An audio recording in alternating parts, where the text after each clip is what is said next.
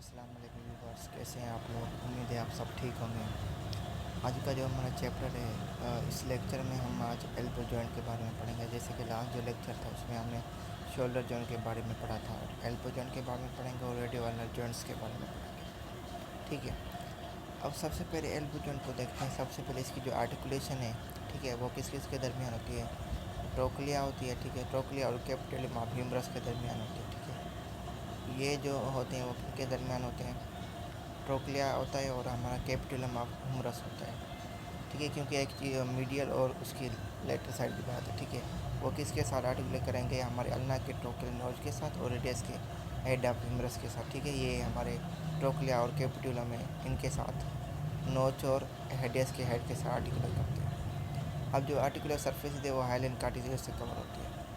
अब ये जो synovial joint, synovial hinge joint की टाइप का है। ठीक है, इसमें जो कैप्सूल होता है, जो उसको एंटरली देखा जाए तो वो हमारे ह्यूमरस के अबव अटैच होता है और कोरोनाइड प्रोसेस के अपर मार्जिन के साथ। ठीक है, मतलब कि जो अपर मार्जिन होता है कोरोनाइड और रेडियल फोसा का, उसके अलोंग ये हमारा कैप्सूल प्रेजेंट होता है। ठीक है, अच्छा, इसके अलावा इसका जो पोस्चरी जो हमारा कैप्सूल है वो हमारा जो ओरिजिन फोसा जो होता है उसके मार्जिन के अबव अटैच होता है। ठीक है, और हमारे जो ओलिकुलर प्रोसेस होता है उसकी साइड के जो अपर मार्जिन होते हैं उनके बिलो होता है।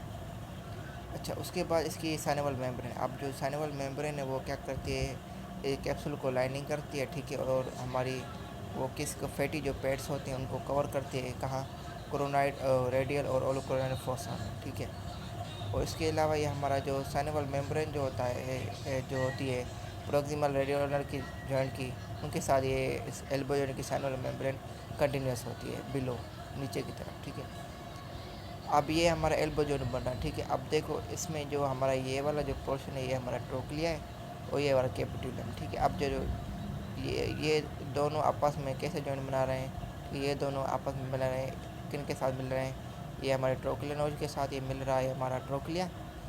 ठीक है, और ये हमारा हेड ऑफ ह्यूमरस है।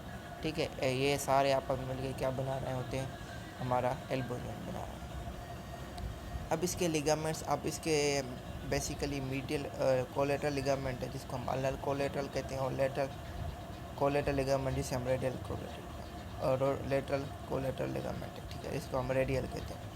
अब इसको जो नर्व सप्लाई कौन कौन सी जाती है, मीडिया नर्व होती है, उसकी ब्रांचेस अल्नर नर्व, मस्कुलोकुटेनस नर्व और रेडियल नर्व होती हैं, वो इधर से पास आउट होती है एल्बो जॉइंट से। अब लेटरल कोलेटरल लिगामेंट क्या होता है, एक सबसे पहले ये ट्राइंगुलर होता है। ठीक है, और ये हमारा किसकी अपेक्स के साथ अटैच होता है, ह्यूमरस के लेटरल एपिकोंडाइल के साथ। ठीक है, और हमारा इसका जो बेस होता है वो हमारे एनुअल लिगामेंट के अपर मार्जिन के साथ अटैच होता है। उसके बाद मीडियल कोलेटरल लिगामेंट जो है, जो हमारे ए भी ट्राइंगुलर है। ठीक है, इसमें 3 स्ट्रॉन्ग बैंड होते हैं। इसका जो एंटीरियर बॉन्ड होता है वो हमारा बैंड जो होता है वो मीडियल एपिकोंडाइल से पास होता है हमारे कोरोनाइड प्रोसेस के मीडियल मार्जिन तक। इसके अलावा इसका जो पोस्चर बैंड होता है वो मीडियल एपिकोंडाइल से निकल के हमारा ओलोकोरोनन के मीडियल साइड तक जाता है। इसके अलावा जो ट्रांसवर्स बैंड होता है वो हमारा अल्नर जो अटैचमेंट्स होते हैं उनके दरमियान होता है। ठीक है, ठीक है, ये दोनों जो मीडियल एंटीरियर और पोस्टीरियर बैंड के जो मीडियल जो अल्नर अटैचमेंट्स हैं ना, उनके दरमियान ये ट्रांसवर्स बैंड प्रेजेंट होता है। अब शोल्डर जॉइंट पे कौन कौन सी, इल्बो जॉइंट पे कौन सी मूवमेंट होती है। ठीक है, अब मूवमेंट एक तो फ्लेक्जन होती है जो कि ब्रेकियलिस कराता है, बाइसेप, ब्रेकियोरेडियलिस, प्रोनेटर टेरिस, और इसको लिमिट करने के लिए हमारे ठीक है, जब भी ये मूवमेंट होती है तो उसको फोर आर्म लिमिट करती है। ठीक है, ये सारे मसल क्या करते हैं, एल्बो की फ्लेक्जन में रोल प्ले करते हैं। अब उसके बाद एक्सटेंशन के लिए ट्राइसेप्स होता है और एनकोनियस मसल होता है। ठीक है, उसके अलावा हमारी है कैरिंग एंगल, जो हमारा कह रहा है कि जो हमारी जो एक्सटेंडेड फोर आर्म है उसकी जो लॉन्ग एक्सिस है ना, वो आर्म के लॉन्ग एक्सिस के साथ एक एंगल पे होती है। ठीक है, उस एंगल को हम कहते हैं कैरिंग एंगल, जो कि एक ओपन लेटरली होती है। ठीक है, ये एंगल डिसअपियर होता है जब भी हमारा एल्बो जो होता है फुली फ्लेक्स में होता है। जब आप हमारी एल्बो की फुली फ्लेक्जन होगी तो ये कैरिंग एंगल डिसअपियर हो जाती है। अब इसके इंपॉर्टेंट रिलेशन देखते हैं कि एंटीरियली कौन सी स्ट्रक्चर्स होते हैं, पोस्टीरियरली, मिडियली और लेटरली। एंटीरियली इसके ब्रेकियलिस मसल होता है, बाइसेप का टेंडन होता है, मीडिया नर्व और ब्रेकियल आर्टरी होता है। पोस्टीरियरली ट्रांसेप मसल होता है और स्मॉल बर्सा होता है जो कि इनर्वेशन किया जाता है। मीडियल इसके हमारी अल्ना नर्व होती है, ठीक है, जो कि हमारे मीडियल पोकोनल के बिहाइंड जाती है, ठीक है, और हमारा मीडियल कोलेटरल लेटरल। लेटरल इसमें हमारे कॉमन एक्सटेंशन टेंडन और सुपिनेटा मसल होता है। अच्छा, कैरिंग एंगल एल्बो की, अब ये जो कैरिंग एंगल एल्बो की है वो 5 से लेके 15 डिग्री तक होती है, ठीक है। अब जो कैरिंग एंगल होती है ना वो वुमेन में ज़्यादा होती है एज कम्पेयर टू मैन, ठीक है। अब जब भी हम जो एथलीट्स होते हैं, जो जब भी कोई थ्रोइंग वाली गेम करते हैं, तो उनकी जो कैरिंग एंगल है वो इंक्रीज़ होती है, ठीक है। अच्छा, उसके बाद है ये एल्बो जॉइंट हो गया। उसके बाद है प्रोक्सिमल रेडियल जॉइंट, ये साइनोवाल पाइवट जॉइंट है, ठीक है। इसमें हमारी आर्टिकुलेशन होती है, एक हेड ऑफ रेडियस होता है और उसके अलावा और हमारा एनुअल लिगामेंट और रेडियल नोच होती है अल्ना की।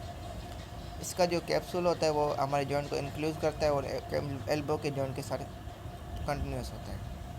अब लिगामेंट इधर एनुअल लिगामेंट होता है जो कि हमारे एंटीरियर और जो पोस्टीरियर मार्जिन होता है रेडियल नोच ऑफ अल्ना उसके साथ अटैच होता है और यह एक हमारा कॉलर बनाता है, ठीक है, रेडियस के हेड पे। इसके अलावा ये हमारी जो कैप्सूल का जो एल्बो का जो कैप्सूल होता है एल्बो जॉइंट का, उसके ये अबव कंटिन्यूस होता है, ठीक है, और ये हमारे हेड जो लिगामेंट है एनुअल लिगामेंट ये रेडियस के साथ अटैच नहीं होता। उसके बाद है साइनोवल मेम्ब्रेन। अब ये जो मेम्ब्रेन है ये हमारी जो एल्बो जॉइंट है उसके अबव कंटिन्यूस होती है, ठीक है। बिलो इसके ये हमारे बिलो जो होती है ये हमारी इन्फेर मार्जिन जो होता है रेडियस के आर्टिकल सरफेस के साथ अटैच होती है और इसके अलावा हमारे अल्ना के जो रेडियल नोच होती है उसके लोअर मार्जिन के साथ ये मेम्ब्रेन अटैच होती है।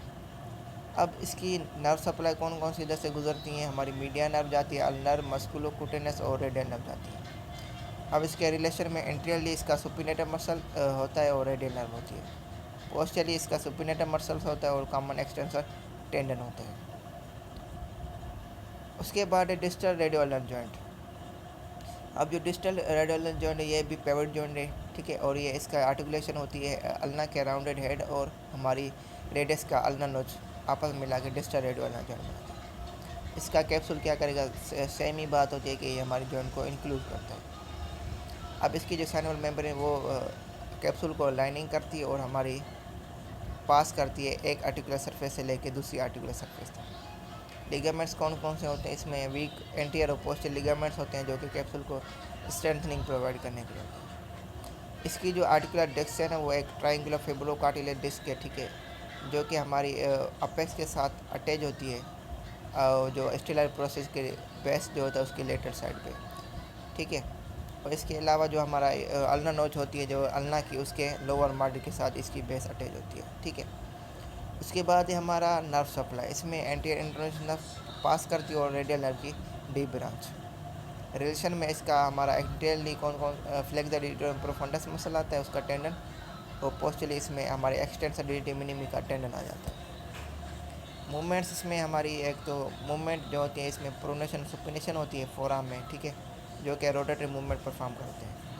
अब जो प्रोनेशन कैसे होती है, ये प्रोनेशन जब होगी तो हमारे जो पाम जो फेसेस होंगे वो पोस्टली जाएंगे और थंब हमारा मीडियल साइड पे चला जाएगा।